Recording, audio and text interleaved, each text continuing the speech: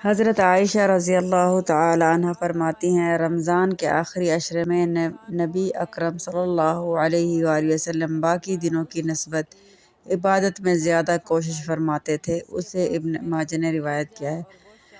حضرت عائشہ فرماتی ہیں، جب رمضان کے آخری 10 دن شروع ہوتے تو رسول اللہ صلی اللہ علیہ وآلہ وسلم عبادت کے لیے کمر بستہ ہو جاتے، یعنی تیار ہو جاتے، راتوں کو جاگتے اور اپنے اہل و عیال کو بھی جگاتے۔ اسے بخاری اور مسلم نے روایت کیا ہے۔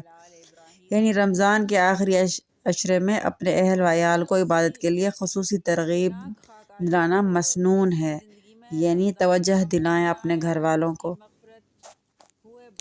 حضرت عائشہ رضی اللہ عنہ فرماتی ہیں کہ میں نے پوچھا، یا رسول اللہ صلی اللہ علیہ وآلہ وسلم، اگر میں شب قدر پالوں تو کون سی دعا پڑھوں؟